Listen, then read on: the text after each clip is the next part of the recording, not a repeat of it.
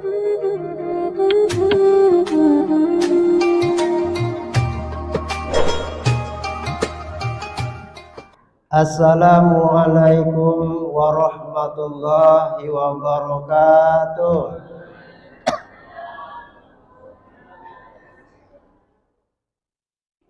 Alhamdulillah, wassalatu wassalamu ala rasulillah Sayyidina Muhammad bin Abdullah, la hawla wa la quwwata illa billah.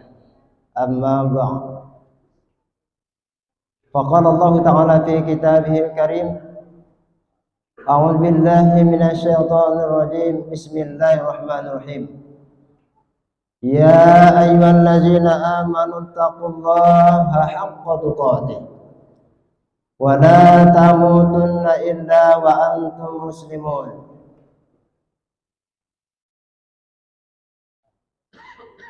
Sedang salat subuh yang dirahmati Allah Subhanahu wa ta'ala, kembali kita bersyukur kepada Allah. Pagi ini kita masih diberikan kesehatan dan kesempatan sehingga dapat hadir bersama. Alhamdulillah, kita sudah selesai melaksanakan salat subuh berjamaah.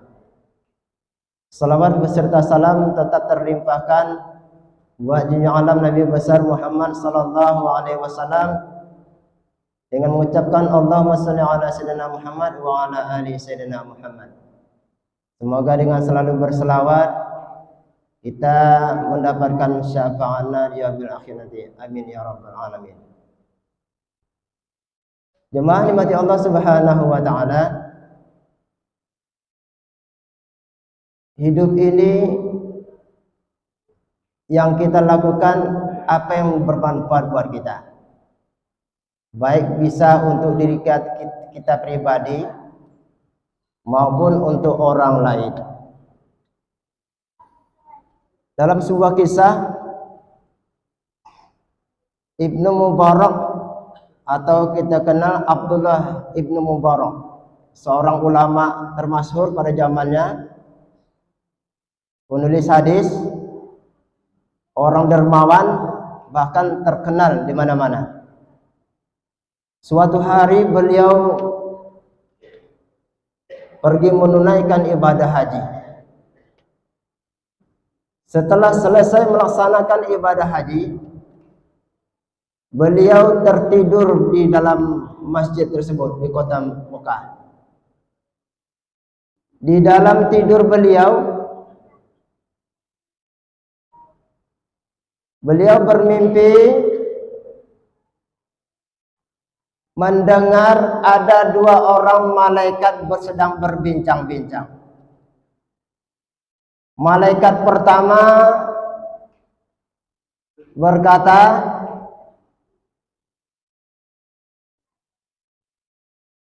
berapa banyak orang yang naik haji tahun ini, katanya.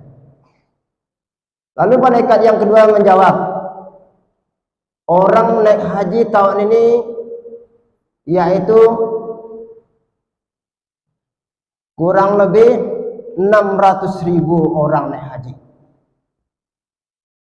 Lalu malaikat yang kedua, yang pertama bertanya, berapa banyak hajinya yang diterima oleh Allah Subhanahu wa ta'ala? Lalu malaikat yang kedua menjawab, sebanyak 6.000 orang naik haji tahun ini, semuanya tidak diterima pahalanya di sisi Allah Subhanahu wa ta'ala. Cuma ada satu orang ibadah hajinya diterima oleh Allah Subhanahu wa ta'ala.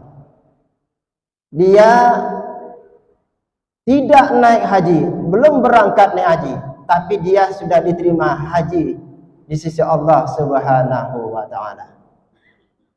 Lalu malaikat tersebut bertanya, siapakah beliau?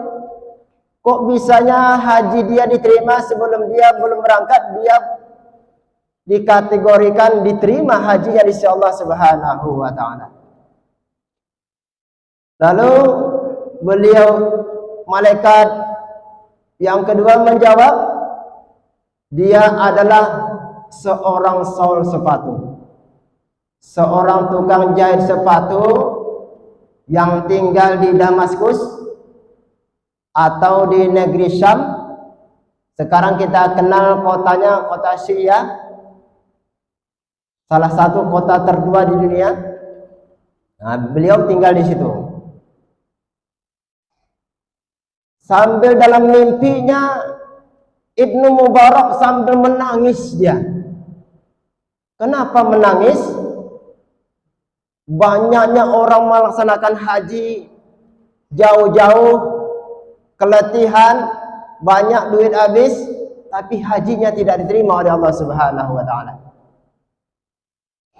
Setelah terjaga, buru-buru Syekh Ibnu Mubarak tersebut mencari di mana yang namanya Ibnu Muwafaq tersebut, atau kita kenal Ali Ibnu Muwafaq, seorang sol sepatu.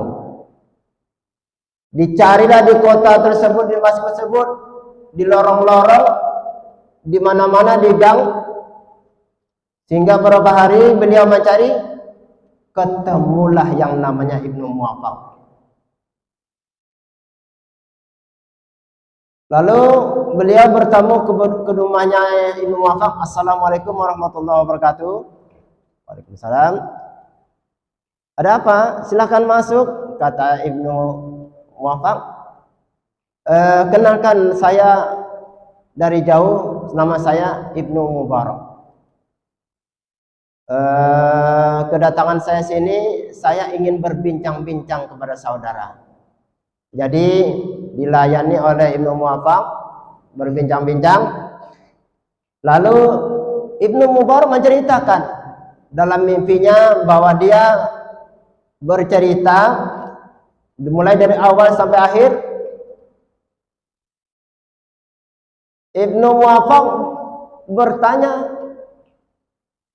Ibnu Mubarak bertanya kepada Muwafaq, apa yang telah kamu kerjakan sehingga sebanyak 6.000 orang naik haji, hajinya tidak terima, sementara kamu belum naik haji tapi Allah sudah menerima haji kamu. Lalu Ibnu Muwafaq bercerita begini, saya selama 40 tahun menabung, sedikit-sedikit hasil kerja saya kumpulkan untuk menaik haji. Kurang lebih 350 dirham uang yang sudah saya kumpulkan. Ketika musim haji sudah dekat, waktu itu istri saya lagi hamil besar. Suatu hari istri saya mencium bau makanan yang enak, yang sedap. Beliau meminta kepada saya untuk mencarikan bau makanan tersebut. Kepengen rasanya. Malamnya Bu, orang ngidam ya Bu. Enak rasanya makan ini, cari bang. Aku nak kepengen, kata istri tersebut. Bergegaslah seorang suami tadi mencari makan tadi. Berjumpalah sebelah tetangganya atau dari rumahnya ada gubuk. Di dalam gubuk tersebut ada tinggal seorang ibu, beberapa orang anak yatim. Berjalan sampai di rumahnya sambil mengucapkan salam. Assalamualaikum Bu, boleh saya masuk? Boleh, silakan. Ada apa ya Pak? Begini Bu, saya suaminya dari istri saya tetangga sebelah. Istri saya lagi hamil berat. Tadi dia mencium bau makanan yang dimasak Ibu. Bolehkah saya minta sedikit untuk memberikan kepada istri saya atau bagaimana? Apa kata ibu tersebut? Mohon maaf Pak, makanan ini katanya halal bagi saya, halal bagi kami, tapi haram bagi Bapak. Kenapa gitu Bu? Makanan ini saya jumpa di tengah hutan. Saya jumpa seekor keledai yang sudah tergeletak mati. Lalu saya potong-potong, saya bawa pulang. Saya masak, saya kasihkan anak-anak saya ini. Kenapa saya buat demikian? Karena sudah berapa hari anak saya tidak makan. Jadi memakan bangkai adalah tidak boleh, Ibu ya. Haram makan bangkai. Mendengar cerita begitu, menangislah Ibu Muwaffaq tadi. Kenapa enggak menangis? Kasihan, Bu ya. Anak yatim tinggal di gubuk yang sudah hampir roboh. Beberapa hari tidak makan. Bergegaslah Ibnu Muwaffaq tadi. Sambil pulang dia diambilkannya tabungan hajinya tersebut. Semuanya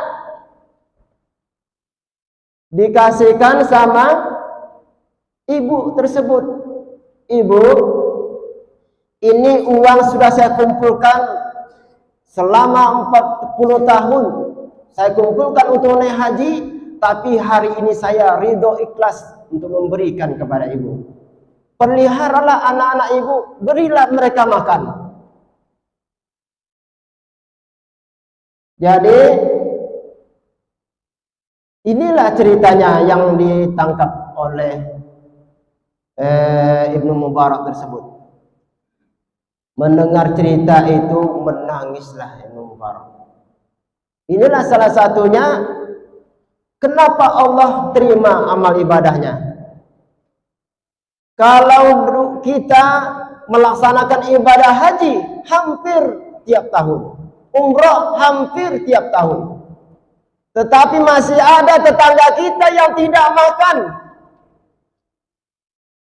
bisa dipertanyakan apakah haji dan ibadah umrahnya diterima Allah Subhanahu wa taala. Ya Bu ya.